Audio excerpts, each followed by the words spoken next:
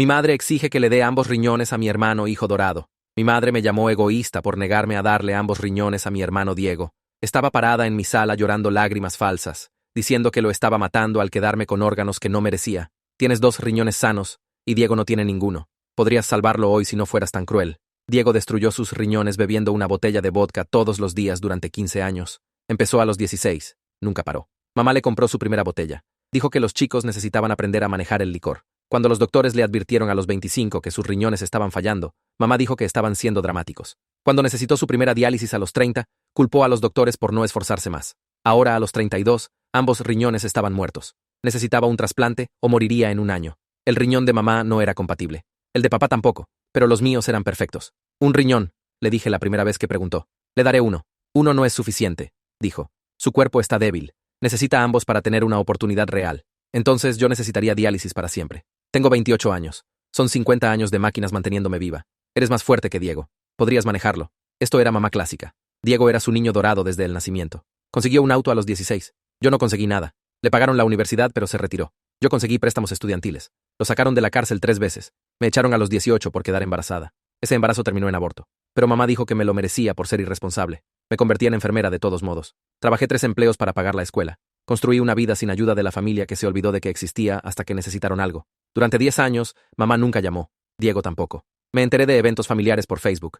No fui invitada a la boda de Diego, al cumpleaños 60 de mamá o a la fiesta de jubilación de papá. Pero ahora necesitaban mis órganos. Entonces, de repente, era familia otra vez. El acoso comenzó después de que dije no. Mamá llamó a mi trabajo. Les dijo que estaba teniendo un colapso nervioso. Llamó a mi casero. Dijo que era inestable. Llamó a mi novio. Le dijo que era una asesina que dejaría morir a su propio hermano. Se presentó en mi hospital durante mi turno. Todos. Miren a la enfermera que no salvará la vida de su hermano. Tiene 2 riñones y no quiere compartir. Seguridad la escoltó afuera, pero regresó al día siguiente y al siguiente. Durante 3 semanas, me acosó, llamando, enviando mensajes, apareciendo en todas partes. Diego se está muriendo por tu culpa. Eres egoísta. ¿Qué tipo de hermana ve morir a su hermano? Lo que no sabía era que Diego no se estaba muriendo. No realmente. Estaba en diálisis 3 veces por semana. Incómodo, pero manejable. Podría vivir así durante décadas. Lo sabía porque trabajaba en la unidad de diálisis. Veía pacientes en sus 70 que habían estado en máquinas durante 20 años. Diego simplemente no quería la inconveniencia. Mamá tampoco. Quería a su hijo perfecto de vuelta, no uno conectado a máquinas. Entonces decidió que yo debería ser la conectada a máquinas. Finalmente llamé a Diego directamente. No había hablado con él en 2 años. ¿Sabes que mamá está exigiendo ambos riñones? Pregunté. Sí, dijo. Entonces estaría en diálisis para siempre. ¿Entiendes eso, verdad? Eres más joven. Te adaptarías mejor. Además, no tienes hijos de qué preocuparte. Tú tampoco. Pero tal vez algún día. Ya lo intentaste y no pudiste. Realmente dijo eso. Hizo referencia a mi aborto como si fuera prueba de que no merecía órganos funcionales. Fue entonces cuando decidí terminar esto completamente. Programé una reunión con el equipo de trasplante de Diego. Les conté sobre la presión de mamá. Les mostré sus mensajes exigiendo ambos riñones. La cara del cirujano principal se oscureció. Quiere que dones ambos. Eso ni siquiera es legal. Nunca aprobaríamos eso. Resultó que mamá le había estado diciendo a Diego que el equipo lo haría si yo aceptaba. Mentira completa. El cirujano llamó a mamá y Diego inmediatamente. Puse el teléfono en altavoz para que Rosa pudiera hablar con ambos a la vez. La voz de mamá salió cortante y enojada, exigiendo saber por qué Rosa se estaba entrometiendo en asuntos familiares. Rosa se mantuvo calmada y explicó que la ley federal prohibía a los donadores vivos dar ambos riñones porque requeriría que el donador necesitara diálisis de por vida. La voz de mamá subió una octava, insistiendo que Rosa mentía para proteger al hospital de alguna demanda imaginaria. Observé el rostro de Rosa mantenerse perfectamente profesional, mientras mamá la acusaba de haber sido comprada por las compañías de seguros. Rosa repitió los hechos lentamente, como si estuviera hablando con un paciente confundido en lugar de una mujer gritando. Los donadores vivos solo pueden dar un riñón. Esta es ley federal. El equipo de trasplante nunca aprobaría una donación doble, incluso si les rogara que lo hicieran. Mamá empezó a llorar entonces. Esas mismas lágrimas falsas que usaba cuando quería algo. Pero debajo de la actuación, escuché pánico real infiltrándose. Toda su estrategia acababa de desmoronarse frente a un doctor que no podía ser intimidado o manipulado. Rosa siguió explicando con esa voz paciente que el cuerpo de Diego no necesitaba ambos riñones para sobrevivir, que un riñón sano de un donador vivo funcionaría bien, que mamá había recibido información falsa sobre los requisitos médicos. El llanto de mamá se hizo más fuerte y colgó antes de que Rosa terminara de hablar. Rosa me miró a través de su escritorio y se disculpó por el comportamiento de mi madre. Dijo que el equipo de trasplante quería documentar todo lo que había pasado en caso de que mi familia tratara de presionarme otra vez más tarde. Estaban poniendo una bandera en mi expediente, para que nadie pudiera siquiera discutir donación conmigo, a menos que todo el equipo estuviera presente.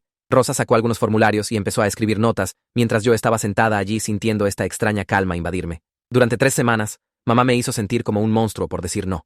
Convenció a Diego de que lo estaba matando a propósito. Le dijo a papá, y probablemente a la mitad de la familia, que yo era egoísta y cruel. Pero ahora, un doctor con 20 años de experiencia acababa de confirmar que lo que mamá quería era literalmente ilegal. No estaba loca, no era cruel. Solo me estaba negando a hacer algo que ningún hospital en España permitiría. Conduje a casa con mis manos firmes en el volante por primera vez en semanas. La validación profesional se sintió como si alguien hubiera levantado un peso de mi pecho que había estado cargando tanto tiempo que olvidé que estaba ahí. Evan me estaba esperando en mi departamento con comida china esparcida en la mesa de centro. Se levantó cuando entré y le conté lo que había pasado con Rosa y la llamada telefónica. Me abrazó tan fuerte que no pude respirar por un segundo, y fue entonces cuando empecé a llorar. No llanto triste, solo esta liberación de toda la tensión que había estado conteniendo. Evan no dijo nada, solo me sostuvo mientras lloraba en su hombro, y mojé toda su camisa con lágrimas. Comimos la comida china después de que me calmé, y siguió extendiendo la mano para apretar la mía, como si necesitara asegurarse de que realmente estaba bien. Esa noche, mi teléfono empezó a explotar alrededor de las 11. Mensaje tras mensaje de mamá, cada uno más enojado que el anterior. Me llamó mentirosa que puso a los doctores en mi contra. Dijo que los envenené contra Diego con historias falsas. Me acusó de querer a mi hermano muerto para poder tener la atención de mamá y papá. Amenazó con asegurarse de que todos supieran qué tipo de persona era realmente. Los mensajes siguieron llegando, a veces 3 o 4 seguidos, saltando de la rabia a los viajes de culpa y de vuelta. Dijo que Diego estaba llorando por mi culpa. Dijo que papá estaba decepcionado de la hija en que me había convertido. Dijo que me arrepentiría cuando Diego muriera y fuera toda mi culpa.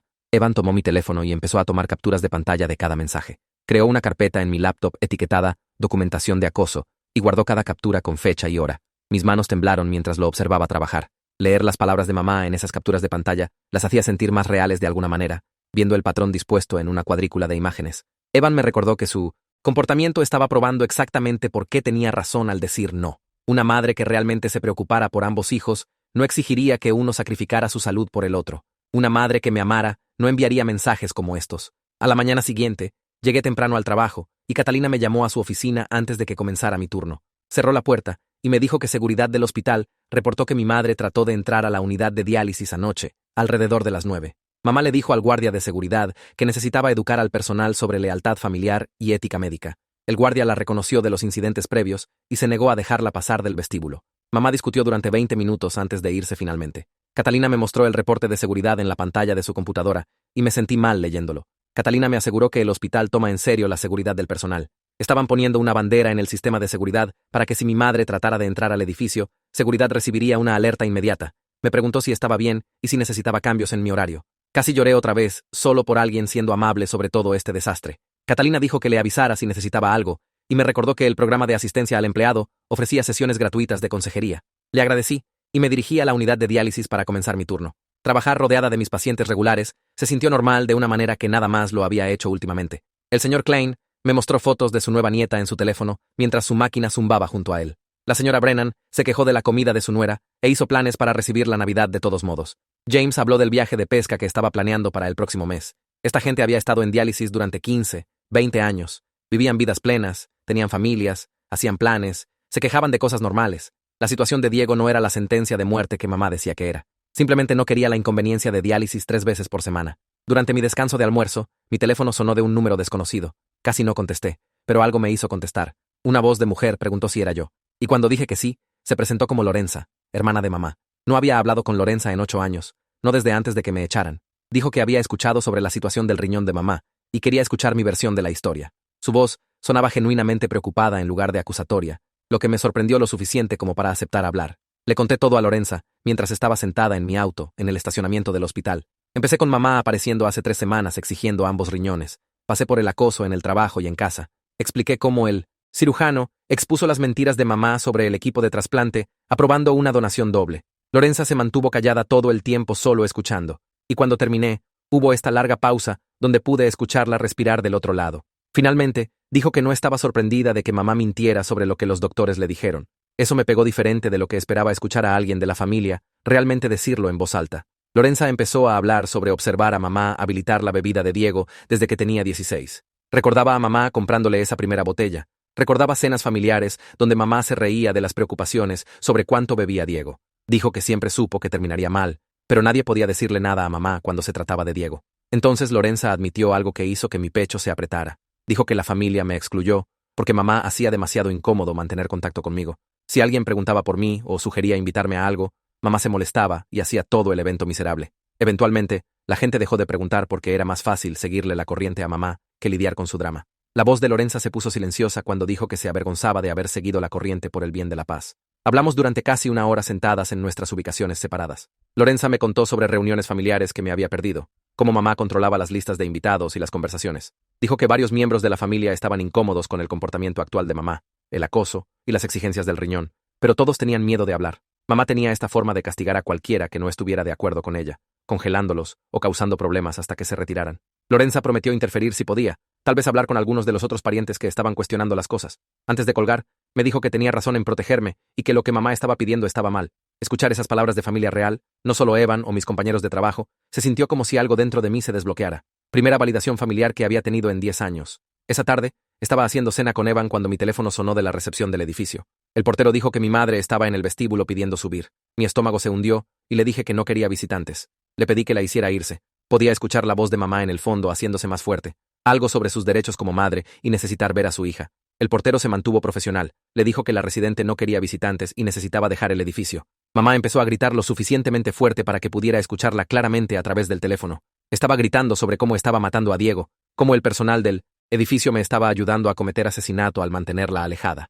Evan tomó el teléfono de mi mano temblorosa y sugirió que llamáramos a la línea de no emergencia de la policía para documentar lo que estaba pasando. Nunca había llamado a la policía por mi propia madre antes, y se sintió enorme y aterrador, pero Evan buscó el número y marcó. Explicamos la situación al despachador, les dimos la dirección, dijimos que necesitábamos documentar acoso continuo. Un oficial apareció como una hora después cuando mamá ya se había ido. Tenía tal vez 40 años, se veía cansado, y se sentó en nuestra sala tomando notas mientras le expliqué el patrón, el acecho en el lugar de trabajo, las llamadas a mi casero y novio, el incidente de esta noche en el edificio. Escribió todo en esta pequeña libreta, asintiendo ocasionalmente. Cuando terminé, dijo, este tipo de comportamiento a menudo se intensifica, y sugirió que considerara obtener una orden de restricción si continuaba. Lo hizo sonar tan normal, tan directo, como si esto fuera solo algo que pasaba y había procedimientos para ello. Después de que el oficial se fue, Evan y yo pasamos la tarde en su laptop investigando órdenes de restricción. Encontramos los formularios del tribunal, leímos los requisitos, empezamos a hacer una lista de cada incidente que podíamos recordar de las últimas 3 semanas. Evan abrió una hoja de cálculo y llenamos fechas, horas, ubicaciones, lo que mamá dijo o hizo cada vez, los incidentes del hospital, los mensajes, las llamadas a mi trabajo y casero, la escena de esta noche en el vestíbulo de mi edificio. Ver todo dispuesto así, fila tras fila de acoso, hizo que algo hiciera clic en mi cabeza. Esto no era drama familiar complicado como me había estado diciendo.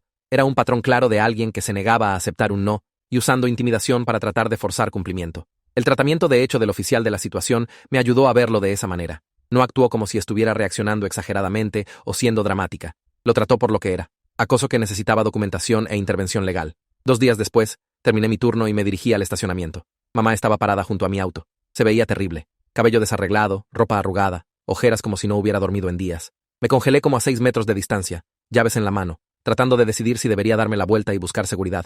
Pero mamá me vio y empezó a hablar rápido. Este flujo desesperado de palabras sobre Diego siendo su bebé y cómo no podía perderlo. Dijo que sabía que estaba enojada por el pasado, pero Diego no merecía sufrir por problemas familiares. Su voz siguió quebrándose, y estaba llorando lágrimas reales esta vez, no las falsas de antes. Me quedé donde estaba, sin acercarme. Le dije con calma que Diego no se estaba muriendo. Estaba en diálisis 3 veces por semana y podía vivir décadas así. Veía pacientes hacerlo todo el tiempo en mi unidad. La cara de mamá se contorsionó y empezó a gritar que yo era cruel por comparar a su hijo con extraños. Gritó que la diálisis era tortura, que estaba condenando a Diego a una existencia miserable cuando podía salvarlo con una simple decisión. Su voz hizo eco en las paredes de concreto del estacionamiento. Señalé que ya había ofrecido un riñón, que un riñón ayudaría a Diego, pero ella rechazó esa opción.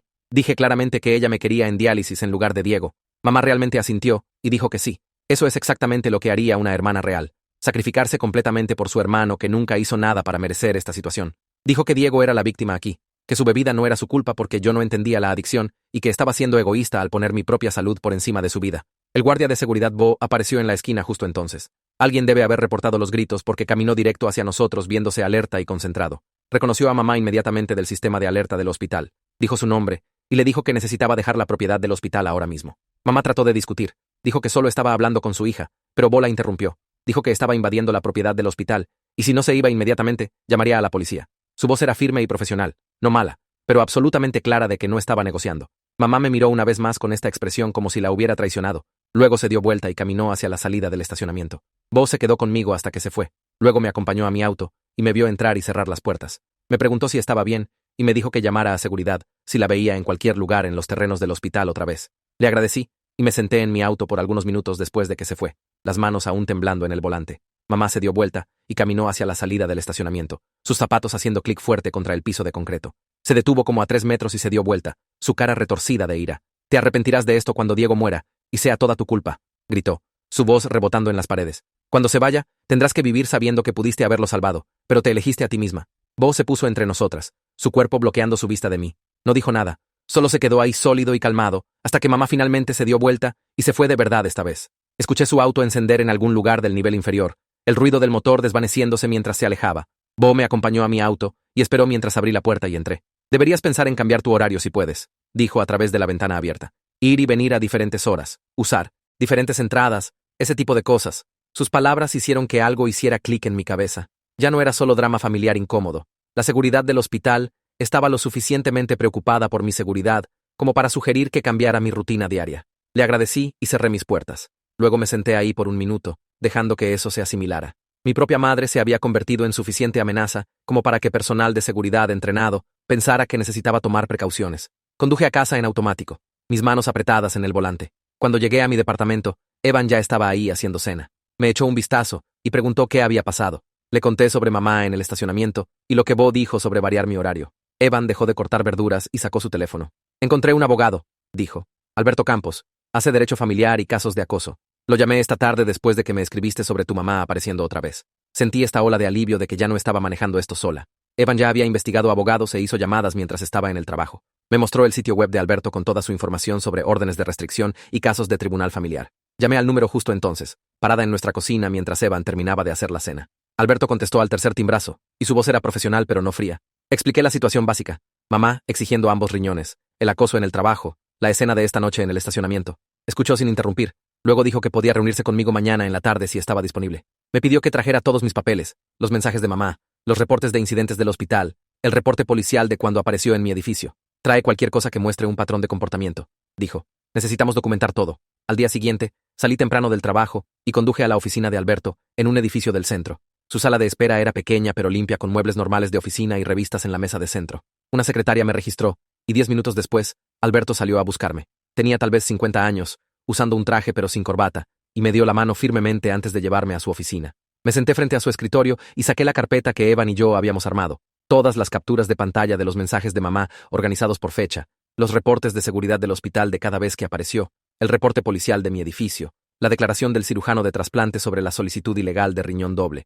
Alberto extendió todo en su escritorio y lo revisó pieza por pieza, tomando notas en un bloc legal amarillo. Lo guié a través de toda la historia desde la primera exigencia de mamá hasta anoche en el estacionamiento. Hizo preguntas sobre fechas y horas específicas, sobre testigos, sobre si mamá había sido físicamente violenta alguna vez. Le dije que no hubo violencia física, pero muchos gritos y apariciones en lugares donde no debería estar. Cuando terminé, Alberto se recostó en su silla y miró todos los papeles cubriendo su escritorio. «Tienes un caso fuerte para una orden de restricción», dijo. «El patrón es claro. Tienes múltiples testigos y la disrupción del lugar de trabajo está bien documentada». Explicó que el acoso no tiene que ser amenazas físicas, que el acecho y contacto repetido no deseado también cuenta. Escuchar a un abogado decir que tenía un caso fuerte hizo que algo se aflojara en mi pecho. No estaba reaccionando exageradamente. Esto era lo suficientemente real para que el sistema legal lo tomara en serio. Alberto explicó todo el proceso paso a paso. Presentaríamos una petición para una orden de restricción al tribunal, lo que activaría una fecha de audiencia en como 2 semanas. En la audiencia, necesitaría testificar sobre el comportamiento de mamá y presentar toda esta documentación.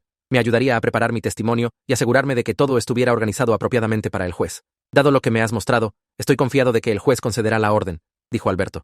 «Tienes seguridad del hospital involucrada, reportes policiales, quejas del lugar de trabajo y un patrón claro de comportamiento que se intensifica». Explicó que la orden de restricción prohibiría legalmente a mamá contactarme, venir a mi trabajo o casa, o postear sobre mí en redes sociales. Si la violaba, podía ser arrestada. La orden duraría 1 año inicialmente, y podríamos renovarla si era necesario. La confianza de Alberto ayudó a calmar el sentimiento nervioso en mi estómago. Este era el paso correcto. No estaba siendo dramática o cruel. Me estaba protegiendo de alguien que se negaba a respetar límites básicos. Programamos otra reunión para la próxima semana para prepararnos para la audiencia, y salí de su oficina sintiendo como si finalmente hubiera tomado acción real, en lugar de solo reaccionar a lo que fuera que mamá hiciera después. Esa noche, estaba calentando sobras cuando mi teléfono sonó con un número que no reconocí. Casi no contesté, pero algo me hizo contestar. «Hola». La voz de papá llegó por la línea, cansada y áspera. «Soy yo». Me congelé con la puerta del microondas aún abierta. Papá no me había llamado en 10 años, ni una vez desde el día que mamá me echó. «Mamá me contó lo que pasó en el hospital», dijo. «Sé que se ha pasado de la raya, pero estoy llamando para pedirte que reconsideres por favor.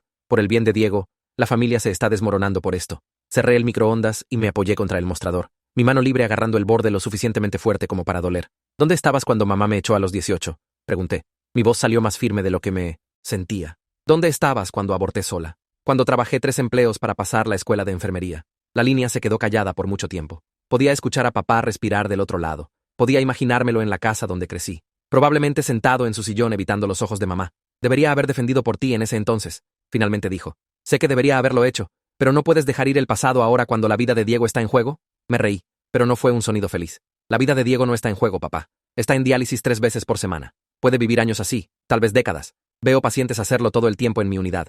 Papá hizo un ruido como si estuviera confundido. Pero tu madre dijo que el equipo de trasplante le dijo que ambos riñones le darían a Diego la mejor oportunidad, que un riñón podría no ser suficiente. Mamá mintió, dije directamente. El cirujano de trasplante la llamó y le dijo que la donación de riñón doble es ilegal. Ni siquiera es médicamente posible. El hospital nunca lo aprobaría sin importar a qué accediera. El silencio del lado de papá era diferente ahora, más pesado. Ella me dijo que el doctor dijo eso, dijo lentamente. Me mostró papeles y todo. Sentí una extraña mezcla de ira y lástima. Papá también había sido manipulado. Mamá había controlado qué información recibía, igual que trataba de controlar todo lo demás. Te mintió, papá. Le mintió a Diego.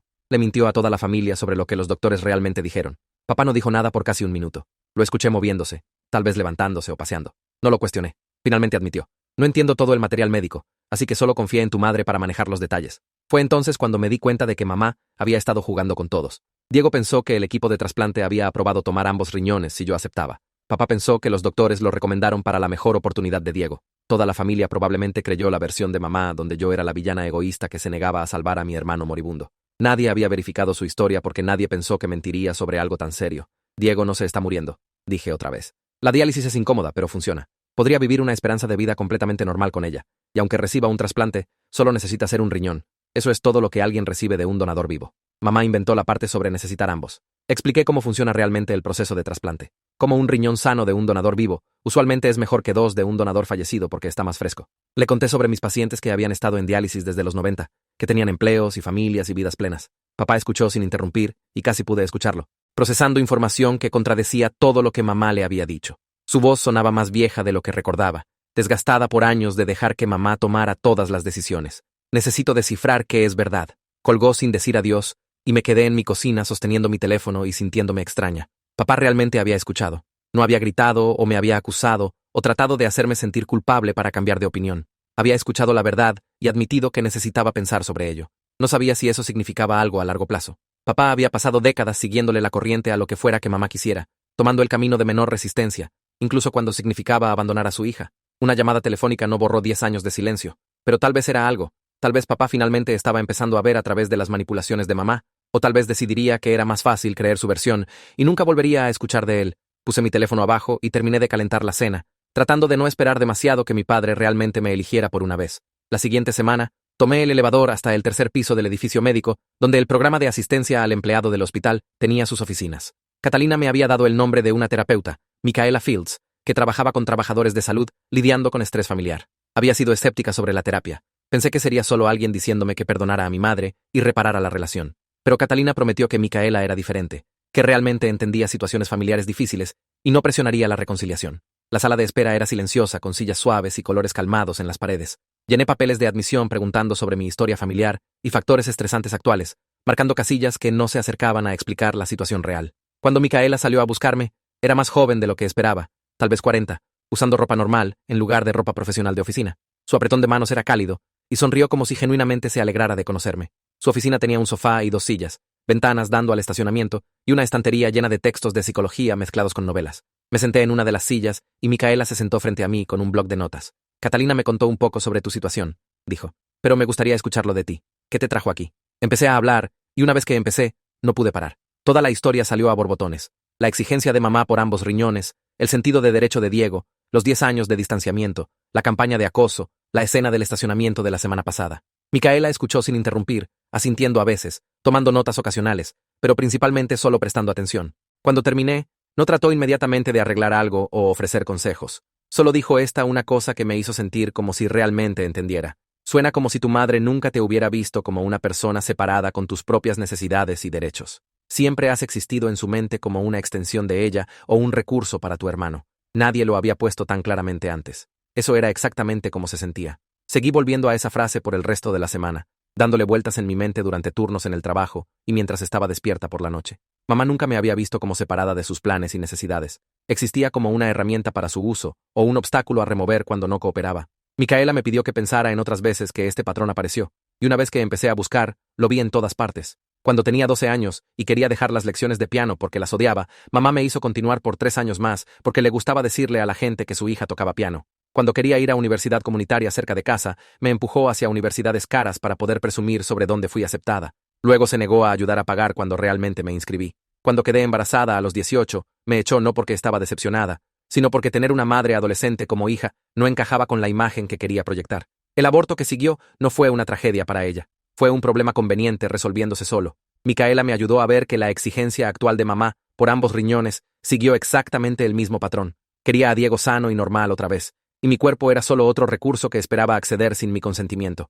El hecho de que tomar ambos riñones destruiría mi salud no registraba porque mis necesidades nunca habían registrado. Se suponía que existiera para su conveniencia, y cualquier otra cosa era rebelión egoísta. Entender el patrón no hizo que doliera menos, pero me hizo sentir menos loca por negarme. No estaba siendo cruel o cruel como mamá alegaba. Finalmente me estaba tratando como una persona con derechos en lugar de una extensión de su voluntad.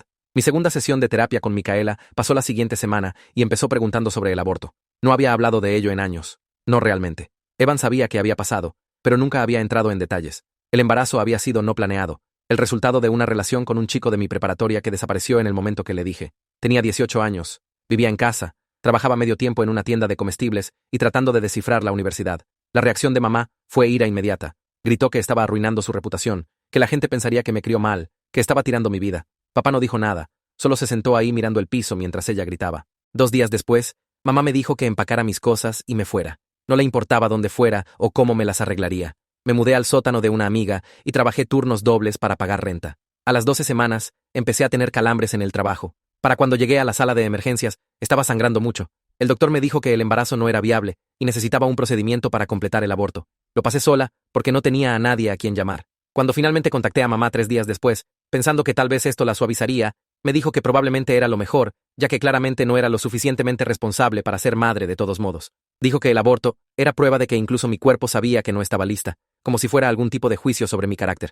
Luego colgó, y no me habló otra vez por 10 años. Contándole todo esto a Micaela, me di cuenta de cuánta vergüenza había estado cargando que nunca fue mía. Me había culpado por quedar embarazada, por no ser más cuidadosa, por de alguna manera causar el aborto a través del estrés, o no cuidarme lo suficientemente bien. Pero tenía 18 años y estaba sola y aterrorizada, abandonada por todos los que deberían haberme ayudado. El aborto no fue mi culpa. La crueldad de mamá no fue algo que gané a través de irresponsabilidad. Había estado cargando culpa por una década que pertenecía a la gente que me falló, no a mis propias decisiones. Después de empezar terapia, empecé a dormir toda la noche por primera vez en semanas. La ansiedad constante que había estado sentada en mi pecho se aflojó lo suficiente para que pudiera tomar respiraciones completas otra vez. Evan notó el cambio inmediatamente. Dijo que parecía menos nerviosa, que ya no me encogía cuando mi teléfono zumbaba con notificaciones. Estábamos cenando en su departamento cuando lo mencionó, y la conversación se cambió a algo más grande. Me dijo que hablaba en serio sobre nosotros, sobre construir un futuro real juntos. Había estado pensando en pedirme que me mudara incluso antes de que empezara la situación del riñón, pero no quería que pensara que solo estaba ofreciendo porque necesitaba ayuda. Quería que supiera que la disfunción de mi familia no lo ahuyentaba. Había visto lo peor ahora. Había presenciado el acoso de mamá y la crueldad de Diego, y aún estaba aquí.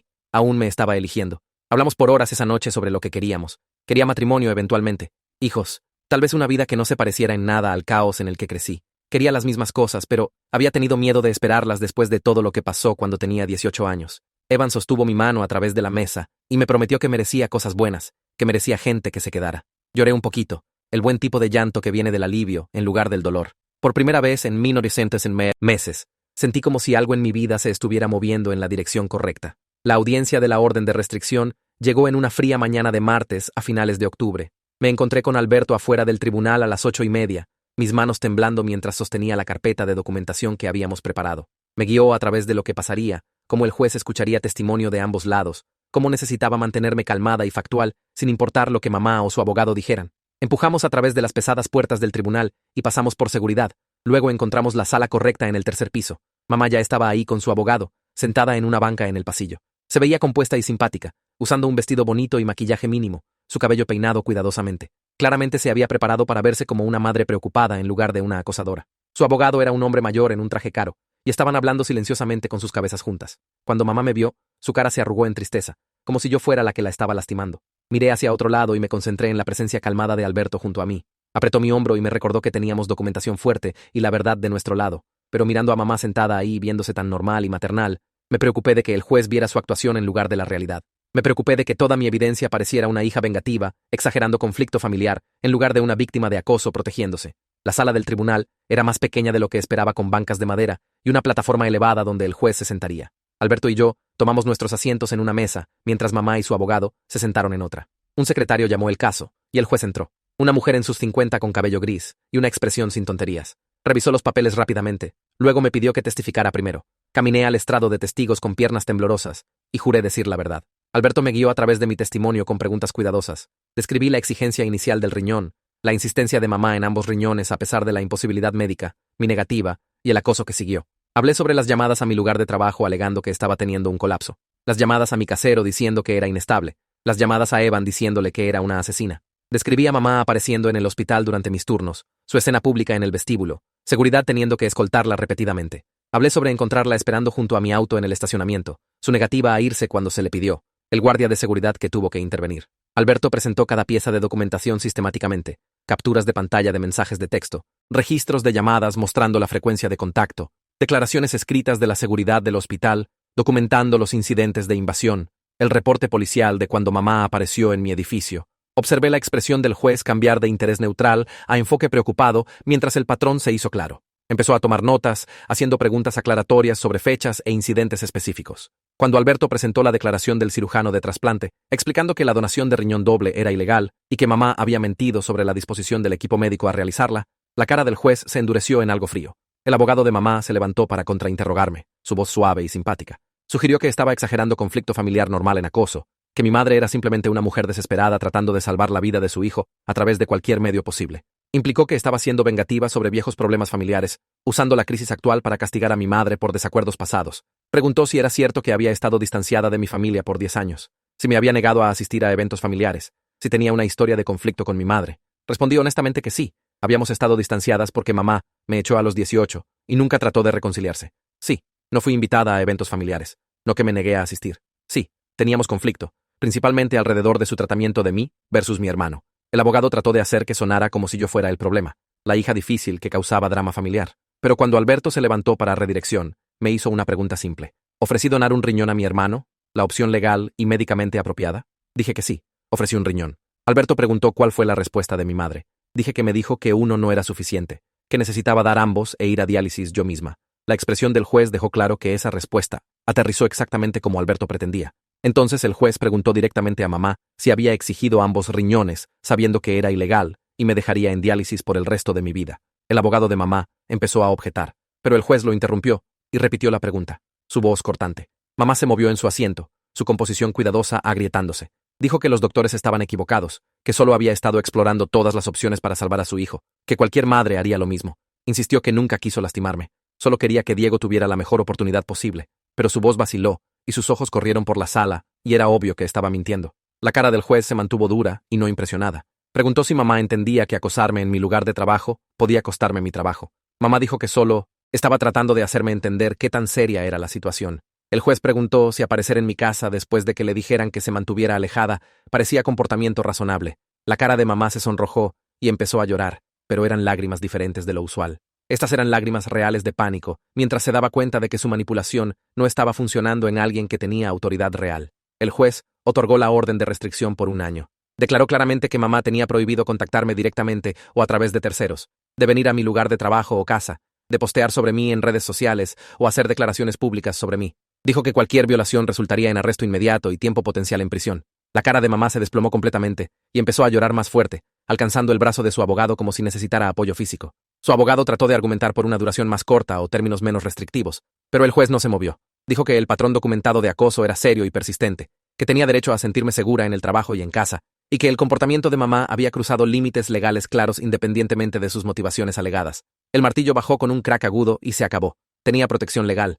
Mamá no podía contactarme más sin enfrentar consecuencias criminales. Saliendo del tribunal, sentí alivio y tristeza mezclándose en mi pecho, hasta que no pude decir qué emoción era más fuerte. Alberto estaba satisfecho con el resultado, diciendo que era exactamente lo que esperábamos. Evan estaba esperando afuera y me abrazó fuerte, diciéndome que lo hice genial, que ya había terminado. pero parada ahí en los escalones del tribunal con los papeles de la orden de restricción en mis manos, todo lo que podía pensar era que acababa de conseguir una orden judicial contra mi propia madre. Me protegí legalmente, y sabía que era necesario, pero eso no lo hacía sentir bien.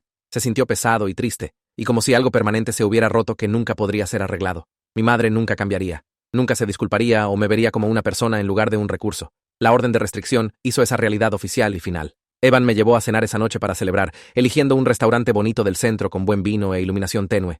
Siguió tratando de hacerme sonreír, hablando sobre qué valiente era y qué orgulloso estaba de mí por defenderme. Aprecié lo que estaba tratando de hacer, pero principalmente solo me sentía agotada. La adrenalina de la audiencia se había desvanecido y me había dejado hueca y cansada. Picoteé mi comida y bebí mi vino, y traté de sentirme feliz por tener protección legal, pero no pude llegar ahí. Evan notó y dejó de presionar. Alcanzó a través de la mesa y sostuvo mi mano, y me dijo que estaba bien no estar bien, que no tenía que fingir que todo estaba bien solo porque gané en tribunal. Entendía que protegerte de la familia no se siente como victoria, se siente como pérdida. Terminamos la cena silenciosamente y regresamos a su departamento donde me quedé dormida en su sofá antes de las 9, demasiado cansada para llegar siquiera a la habitación. 2 días después de la audiencia del tribunal, Lorenza llamó mientras me preparaba para mi turno. Su voz sonaba tensa pero determinada cuando me dijo que papá había confrontado a mamá sobre las mentiras. Aparentemente, había pedido ver los registros médicos él mismo, y descubrió que todo lo que mamá le había estado diciendo a la familia estaba mal. El equipo de trasplante nunca dijo que ambos riñones le darían a Diego una mejor oportunidad. Los doctores nunca le dijeron a mamá que un riñón no sería suficiente. Había inventado todo para manipular a todos para que me presionaran. Papá estaba furioso cuando se dio cuenta de la verdad, y según Lorenza, habían tenido la pelea más grande de su matrimonio. Empacó una maleta esa misma noche y apareció en la casa de Lorenza, preguntando si podía quedarse en su cuarto de huéspedes mientras resolvía las cosas. Lorenza dijo que nunca lo había visto tan enojado o tan derrotado al mismo tiempo, como si finalmente estuviera viendo 30 años de matrimonio claramente por primera vez y odiando lo que veía. Me dijo que varios miembros de la familia la habían estado llamando, preguntando qué había pasado realmente, porque la versión de los eventos de mamá siguió cambiando, y nada tenía sentido más. La gente estaba empezando a cuestionar las cosas. Mi primo quería saber por qué realmente me echaron a los 18. Un tío estaba preguntando sobre el aborto y si mamá realmente había sido de apoyo como alegaba. Lorenza dijo que la narrativa que mamá controló por tanto tiempo finalmente se estaba agrietando, y los miembros de la familia se estaban contactando entre sí, tratando de juntar la verdad.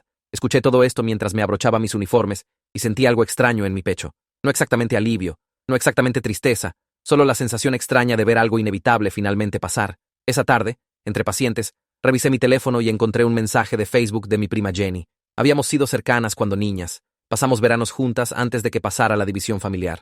Su mensaje era largo e incómodo, lleno de disculpas por creer las historias de mamá sobre mí, siendo inestable y egoísta. Escribió que siempre se había sentido incómoda sobre cómo mamá hablaba de mí, pero no sabía cómo empujar hacia atrás sin causar drama familiar. Dijo que lo sentía por no contactarme antes, y preguntó si tal vez podríamos reunirnos para café alguna vez, sin presión. Entendía si decía que no. Miré fijamente el mensaje por mucho tiempo antes de escribir de vuelta que, sí, me gustaría eso. Hicimos planes para la siguiente semana en una cafetería cerca del hospital. La siguiente mañana, Catalina me llamó a su oficina antes de las rondas. Pensé que tal vez había un problema con uno de mis pacientes, pero sonrió cuando me senté y me dijo que la administración del hospital quería reconocer cómo había manejado la situación con mamá. Me estaban dando una conmemoración por mantener estándares de cuidado de paciente durante un momento personal difícil. Catalina dijo que había escrito una carta al consejo explicando cómo nunca dejé que el acoso afectara mi trabajo, cómo había continuado proporcionando cuidado excelente incluso cuando mamá se aparecía en el hospital causando escenas. La conmemoración iría en mi archivo personal y vendría con un pequeño bono. Le agradecí, pero honestamente no sabía cómo sentirme al respecto. Ser reconocida por sobrevivir el acoso de mi madre se sintió extraño y validante al mismo tiempo. La reunión de café con Jenny pasó en mi día libre. Llegué temprano y me senté junto a la ventana viendo gente pasar, nerviosa de una manera que no había esperado. Cuando Jenny llegó, se veía diferente de las fotos de Facebook. Obviamente más vieja, pero también cansada como si la vida la hubiera desgastado un poco. Nos abrazamos incómodamente y ordenamos bebidas y luego nos sentamos una frente a la otra, sin saber exactamente cómo empezar. Jenny saltó primero, disculpándose otra vez por los años de exclusión. Me dijo que siempre había cuestionado la versión de los eventos de mamá, pero era más fácil seguir la corriente que hacer olas. Las reuniones familiares a las que no fui invitada, había preguntado por mí algunas veces, pero mamá se molestaría y papá cambiaría el tema. Y eventualmente Jenny dejó de preguntar. Dijo que se sentía culpable sobre eso ahora, sobre elegir comodidad, sobre hacer lo correcto. Hablamos por 2 horas poniéndonos al día con años perdidos, y se sintió bien, aunque también era triste. Todo ese tiempo que podríamos habernos conocido, pero no lo hicimos porque mamá controlaba la narrativa, y todos se lo permitieron. Antes de que Jenny se fuera, me dijo que Diego estaba enojado por la orden de restricción. Me estaba culpando por desgarrar la familia, diciéndole a cualquiera que escuchara que era vengativa y cruel. Aún iba a diálisis 3 veces por semana, y quejándose constantemente sobre qué injusta era su vida. Jenny dijo que había estado posteando en Facebook sobre hermanos ingratos que abandonan familia en su momento de necesidad. Indirectas obvias sobre mí, aunque no podía nombrarme directamente por la orden de restricción. Pero médicamente, estaba bien, estable, no en peligro inmediato, solo molesto y enojado de que su hermana menor no se sacrificaría para hacer su vida más fácil. Jenny lo dijo claramente sin tratar de suavizarlo, y aprecié su honestidad. También me dijo que el equipo de 1900 Trasplante estaba buscando activamente donadores a través del registro nacional. Diego podría ser emparejado con un donador fallecido dentro del próximo año, tal vez antes, dependiendo de cómo se moviera la lista. Esto confirmó lo que ya sabía profesionalmente por trabajar en el campo de trasplante, pero escucharlo de Jenny lo hizo más real. De alguna manera Diego probablemente conseguiría su riñón eventualmente, solo que no de mí, no al costo de mi propia salud y futuro. Esa semana en terapia, Micaela y yo trabajamos en procesar los sentimientos complicados sobre protegerme mientras veía las relaciones familiares romperse. Le conté sobre papá quedándose con Lorenza, sobre Jenny contactándome, sobre la extraña mezcla de alivio y culpa que sentía sobre todo eso. Micaela me ayudó a entender que no era responsable de arreglar disfunción que no creé, que las mentiras y manipulación de mamá habían estado destruyendo la familia mucho antes de que estableciera límites, que la sanación no requiere reconciliación con gente que te lastima. A veces sanar significa aceptar que algunas relaciones están demasiado dañadas para reparar, y eso está bien. Puedes seguir adelante de todos modos. Puedes construir una vida sin necesitar su aprobación o perdón. Me preguntó si me sentía culpable sobre la orden de restricción, y admití que sí, a veces. Micaela asintió, y dijo que eso era normal. Pero me recordó que la culpa no significa que tomé la decisión equivocada. Solo significa que soy humana, y las relaciones familiares son complicadas, incluso cuando no son saludables. 3 semanas después de la audiencia del tribunal, Alberto llamó para decirme que papá se había contactado, preguntando si estaría dispuesta a reunirme con él solo. Senté en una mesa de esquina donde podía ver la puerta. Mi estómago se sentía tenso, y mis manos estaban frías a pesar de la taza de café caliente que estaba sosteniendo. Papá entró exactamente a tiempo, viéndose más viejo de lo que recordaba. Su cabello estaba más gris, su cara más arrugada, hombros caídos como si estuviera cargando peso que no podía soltar. Me vio, y caminó lentamente, sentándose frente a mí sin tratar de abrazarme o tocarme. Nos miramos por un largo momento antes de que empezara a hablar. Se disculpó por no protegerme cuando era más joven. Dijo que eligió paz sobre defender lo que era correcto y se avergonzaba de eso ahora. Admitió que creyó las mentiras de mamá sobre la situación del riñón porque no entendía material médico y confió en ella para manejar los detalles. Dijo que lo sentía por la década de silencio, por no contactarme después de que me echaran, por no estar ahí cuando aborté, por perderse 10 años de mi vida porque era más fácil que confrontar a mamá. Escuché sus palabras asentarse en el espacio entre nosotros. Lo vi mirar fijamente su taza de café como si pudiera darle respuestas que no tenía. La disculpa se sintió real de una manera que dolió más que si hubiera sido falsa, porque significaba que sabía lo que había hecho, y lo eligió de todos modos por 10 años. Esperó a que dijera algo, que le dijera que estaba bien, o que lo perdonaba, pero no pude hacer que esas palabras salieran. El perdón se sintió demasiado grande, demasiado permanente para este momento cuando todo aún estaba crudo y roto. Respiré, y le dije la verdad, que las palabras eran fáciles, y había tenido una década para contactarme antes de que Diego necesitara un riñón. Se encogió pero no discutió, solo asintió, y mantuvo sus ojos abajo. Dije que estaba dispuesta a tratar de reconstruir algo si hablaba en serio sobre el cambio. No solo culpable ahora, sino realmente comprometido a ser diferente. Podríamos reunirnos una vez al mes, tomar café, ver si la confianza podía crecer de vuelta lentamente con el tiempo. Levantó la vista entonces, algo como alivio cruzando su cara, y acordó inmediatamente. Elegimos el tercer sábado de cada mes, misma cafetería, misma hora, una estructura que se sintió manejable y segura. Esa noche, Evan y yo nos sentamos en mi sofá, navegando por listados de departamentos en su laptop, el brillo de la pantalla iluminando su cara, mientras hacía clic a través de fotos de cuartos vacíos. Habíamos estado hablando sobre mudarnos juntos por algunas semanas, probando la idea cuidadosamente. Pero esta noche se sintió real y posible, en lugar de aterrador. Me mostró un departamento de 2 recámaras con ventanas grandes, y me recosté en su hombro, sintiendo el calor sólido de él, pensando sobre qué tan diferente esto era de mi familia. Con Evan, podía elegir. Podía construir algo nuevo en lugar de tratar de arreglar algo que estaba roto desde el principio. Me preguntó si quería el lugar con las ventanas, y dije, sí, vamos a verlo este fin de semana.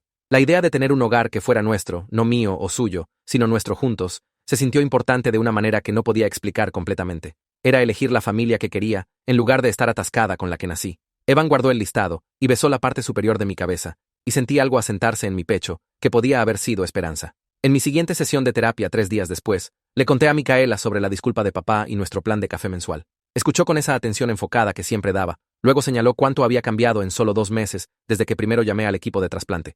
Había establecido límites con mamá, conseguido protección legal a través de la orden de restricción, empezado a reconstruir relaciones con papá y otros miembros de la familia, y ahora estaba planeando un futuro con alguien que realmente me apoyaba. Micaela dijo que había crecido de alguien en pánico y defensiva a alguien que se protegía mientras permanecía abierta a conexiones saludables. No había pensado sobre eso de esa manera, No había notado los cambios pasando porque estaba demasiado ocupada solo sobreviviendo cada día, pero sentada ahí en su oficina, con la luz de la tarde llegando a través de las persianas, me di cuenta de que tenía razón. Hace 2 meses estaba aterrorizada y sola, y ahora tenía a Evan y Alberto y Catalina e incluso a papá tratando de ser mejor. No todo estaba arreglado. Probablemente nunca lo estaría, pero ya no me estaba ahogando. La siguiente semana, Lorenza llamó para invitarme a una pequeña cena familiar en su casa. Dijo que estaba invitando a papá, mi prima y algunos otros parientes que querían reconectarse conmigo. Mamá y Diego no estarían ahí, lo prometió. Y podía irme en cualquier momento si se sentía mal. Casi dije que no porque las reuniones familiares habían sido dolorosas por tanto tiempo. Pero algo sobre la voz de Lorenza me hizo pensar que tal vez esto podía ser diferente. Acordé y sonó genuinamente feliz, diciéndome que viniera el sábado a las 6 y que no trajera nada excepto a mí misma. Cuando llegué ese sábado, la casa olía a pollo asado y ajo, y Lorenza me abrazó en la puerta como si fuera alguien precioso que no había visto en años. Papá ya estaba ahí sentado en la sala viéndose nervioso, y mi prima vino inmediatamente a abrazarme también. Éramos 6 en total, parientes que apenas recordaba pero que me recordaban, y fue incómodo al principio con todos siendo demasiado educados y cuidadosos. Pero entonces, Lorenza sirvió la cena, y la gente empezó a hablar, y lentamente la rigidez se derritió en algo que se sintió casi normal. Durante la comida, mi tía contó una historia sobre una Navidad cuando tenía 12 años, y mamá me hizo sentarme en la mesa de los niños mientras Diego se sentó con los adultos, aunque solo teníamos 4 años de diferencia. Dijo que recordaba sentirse incómoda al respecto, pero se quedó callada porque confrontar a mamá siempre causaba peleas enormes. Mi prima admitió que vio a mamá darle dinero a Diego para la universidad, mientras me decía que necesitaba resolverlo yo misma, y se sintió mal al respecto, pero no supo qué decir. Una por una, la gente compartió momentos que habían presenciado de mamá, tratándome injustamente, veces que sabían que estaba mal, pero eligieron paz sobre hablar. Cada historia aterrizó pesado en mi pecho. Esta prueba de que no lo había imaginado o había sido demasiado sensible, como mamá siempre decía. Otra gente también lo vio.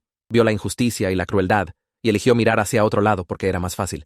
Parte de mí quería estar enojada con ellos por su silencio, por todos los años que podrían haber dicho algo, y no lo hicieron. Pero principalmente, solo me sentí triste por la niña que solía ser, tratando tan duro de ser lo suficientemente buena mientras todos miraban y no decían nada. Les agradecí por su honestidad ahora, aunque llegó demasiado tarde para cambiar algo. Cerca del final de la cena, mi prima mencionó casualmente que Diego finalmente había sido emparejado con un donador fallecido y estaba programado para cirugía de trasplante en 3 semanas.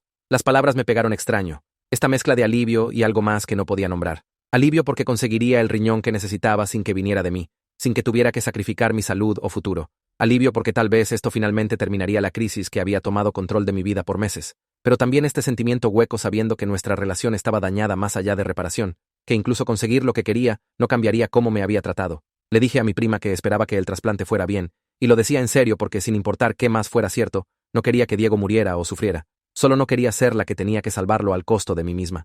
Papá extendió la mano y apretó mi mano debajo de la mesa, un pequeño gesto que se sintió más grande de lo que era. La siguiente semana en el trabajo, Catalina me llamó a su oficina y me dijo que la administración del hospital estaba desarrollando nuevos protocolos para manejar acoso familiar de miembros del personal. Dijo que mi caso les había mostrado huecos en sus sistemas de protección y estaban creando mejores procedimientos en parte por lo que había pasado. El hospital ahora tendría políticas más claras sobre prohibir miembros de familia de las instalaciones, sistemas de respuesta más rápidos para personal, reportando acoso y requisitos de documentación obligatorios cuando parientes se volvían amenazantes. Catalina dijo que mi experiencia iba a ayudar a proteger a otros trabajadores de salud que podrían enfrentar situaciones similares, y eso importaba. Me senté ahí, absorbiendo esta información, pensando sobre cómo algo bueno podría realmente venir de todas las cosas horribles con mamá. Tal vez otra enfermera no tendría que lidiar con su madre acosándola en el trabajo, o tal vez seguridad respondería más rápido, o tal vez alguien conseguiría ayuda antes de que las cosas se pusieran tan mal como se pusieron para mí. No arregló lo que pasó, pero le dio a todo el desastre algún tipo de significado. 3 semanas después,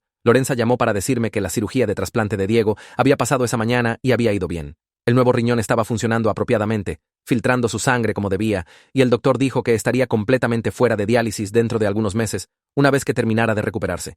Necesitaría medicamento antirrechazo por el resto de su vida, pero eso era manejable, normal para pacientes de trasplante. Sentí esta ola de alivio, escuchando que la cirugía tuvo éxito porque a pesar de todo, realmente no quería que mi hermano muriera. Quería que viviera y fuera saludable, solo no al costo de mi propia salud. Lorenza dijo que Diego ya se estaba quejando de la comida del hospital y la cama incómoda, lo que sonaba exactamente como él. No sugirió que visitara, y no ofrecí, ambas entendiendo que algunas relaciones estaban demasiado rotas para arreglar, incluso cuando la crisis médica se resolvió. Papá me llamó esa noche para decirme que había visitado a Diego en el hospital, pero mamá también había estado ahí, así que mantuvo la visita corta. Dijo que estaba manteniendo la separación, aunque mamá siguió llamándolo llorando y rogándole que volviera a casa. Le pregunté si estaba bien, y dijo que sí. que quedarse en la casa de Lorenza le estaba dando espacio para pensar claramente por primera vez en años. Se dio cuenta de cuánto de su vida había pasado manejando las emociones de mamá y habilitando sus peores comportamientos. Y no podía volver a eso, aunque era difícil y solitario a veces. Le dije que estaba orgullosa de él por mantener su límite, y se quedó callado. Luego dijo que eso significaba más de lo que probablemente sabía. Hablamos por un rato sobre nada importante, solo conversación normal sobre su día y el mío. Y se sintió como tal vez estábamos construyendo algo real entre nosotros, después de todos estos años de nada. Evan y yo firmamos el contrato de arrendamiento en un departamento de 2 recámaras al otro lado de la ciudad, lo suficientemente lejos de mi lugar viejo como para que se sintiera como un escape real. Las paredes eran blanco simple cuando nos mudamos, aburrido y neutral, como cada departamento de renta que había visto. Pasamos el primer fin de semana pintando la recámara de un azul suave que elegí de una docena de muestras de color. Evan eligió gris para la sala porque dijo que haría que el espacio se sintiera más grande. Arreglamos muebles de maneras que tenían sentido para cómo realmente vivíamos, en lugar de cómo alguien más pensaba que deberíamos vivir. El sofá fue bajo la ventana para que pudiéramos mirar afuera mientras veíamos TV, y pusimos la mesa de cocina cerca de la puerta del balcón, donde entraba la luz matutina. Cada elección se sintió intencional y nuestra, no algo heredado o forzado sobre nosotros por expectativas familiares o historia tóxica. Colgué fotos mías y de Evan en las paredes, fotos de viajes que habíamos tomado y cenas que habíamos compartido, creando una historia visual de la vida que estábamos construyendo juntos. No subieron fotos familiares, no fotos de gente que había pasado años fingiendo que no existía. Este departamento era genuinamente nuestro, un espacio donde nadie podía aparecer exigiendo cosas o haciéndome sentir culpable por protegerme. 3 meses pasaron después de la orden de restricción, y me di cuenta una mañana de que había dormido toda la noche sin despertar ansiosa. Mis revisiones de desempeño laboral fueron fuertes con Catalina, notando que había mantenido cuidado excelente de paciente, incluso durante estrés personal. Evan y yo caímos en rutinas cómodas juntos, cocinando cena la mayoría de las noches y hablando sobre nuestros días sin la sombra constante de drama familiar colgando sobre todo. Empecé a reconectar con primos y miembros de familia extendida que se contactaron después de aprender la verdad sobre lo que mamá había exigido. Nos reunimos para café o almuerzo, incómodo al principio, pero gradualmente volviéndose más fácil mientras construíamos nuevas relaciones basadas en honestidad en lugar de la narrativa cuidadosamente controlada de mamá. Mi prima me invitó a la fiesta de cumpleaños de su hija, el primer evento familiar al que había asistido en más de una década. Traje un regalo y me quedé por 2 horas hablando con parientes que se disculparon por creer las mentiras de mamá y excluirme por tanto tiempo. Las conversaciones se sintieron genuinas, gente realmente escuchando cuando hablaba en lugar de esperar su turno para hablar. No estaba conteniendo la respiración esperando la próxima crisis o incidente de acoso, y esa calma se sintió extraña después de meses de vigilancia constante. Papá y yo nos reunimos para café el primer sábado de cada mes, sentándonos en el mismo café del centro, donde podíamos hablar sin interrupción. Se apareció a tiempo cada mes, lo que podía sonar básico, pero se sintió significativo dada su historia de elegir la comodidad de mamá sobre mi bienestar. Me dijo que había empezado terapia para trabajar en problemas de codependencia, aprendiendo a reconocer cómo había habilitado los peores comportamientos de mamá por décadas. Hablamos sobre cosas reales durante estas reuniones de café, no charla superficial, sino conversaciones reales sobre sus arrepentimientos y mis experiencias. Admitió que debería haberme protegido cuando era más joven, debería haberse enfrentado a mamá cuando me echó, debería haber contactado durante los 10 años de silencio. No lo perdoné completamente porque las palabras eran más fáciles que comportamiento cambiado, pero aprecié su honestidad y su esfuerzo consistente. Nuestra relación nunca sería lo que podría haber sido si hubiera sido un mejor padre desde el principio, pero se estaba convirtiendo en algo real y honesto, en lugar de la relación de fantasía que había deseado cuando niña. Preguntó sobre mi vida con interés genuino. Recordaba detalles de conversaciones previas y respetaba mis límites cuando decía que no quería discutir sobre mamá o Diego. Las reuniones mensuales de café se sintieron como construir algo nuevo desde cero, en lugar de tratar de arreglar algo que siempre había estado roto. Me senté en el departamento que Evan y yo creamos juntos, mirando las paredes azules de la recámara y las fotos de nuestra vida en exhibición, y me di cuenta de que algo había cambiado dentro de mí. No necesitaba la aprobación de mamá para saber que había tomado la decisión correcta protegiendo mi salud y negándome a una exigencia ilegal. No necesitaba la gratitud de Diego o reconocimiento de que sus expectativas habían sido completamente irrazonables. Había construido un sistema de apoyo con Evan, Catalina, Micaela, Alberto y miembros de familia que respetaban mis límites y me trataban como persona en lugar de recurso. Había establecido protección legal a través de la orden de restricción y documentado todo cuidadosamente en caso de que mamá tratara algo más. Había creado una vida donde era valorada y respetada, donde mis necesidades importaban y mi voz era escuchada. Algunas relaciones familiares terminaron permanentemente, y genuinamente estaba bien con eso, porque esas relaciones habían sido tóxicas y unilaterales desde el principio. Otras relaciones se transformaron en algo más saludable, construido en honestidad y respeto mutuo, en lugar de obligación y culpa. Papá estaba tratando de cambiar y le estaba dando espacio para probar que su compromiso era real. Miembros de familia extendida estaban contactando y reconstruyendo conexiones que habían dejado que mamá destruyera. Finalmente me elegí a mí misma después de pasar 28 años tratando de ganar aprobación de gente que nunca la daría. Y esa elección se sintió correcta de una manera que nada más jamás había sentido. Solo nosotros dos, sin mamá, sin Diego. Alberto dijo que no tenía que aceptar nada, pero si quería reunirme, aconsejó hacerlo en un lugar público. Me recordó que podía irme en cualquier momento si me sentía incómoda o insegura. Lo pensé por un día antes de decirle a Alberto que sí, me reuniría con papá. Lo arreglamos para el sábado siguiente en una cafetería del centro, territorio neutral, donde ninguno de nosotros tenía historia. Sábado en la mañana, llegué 15 minutos temprano y me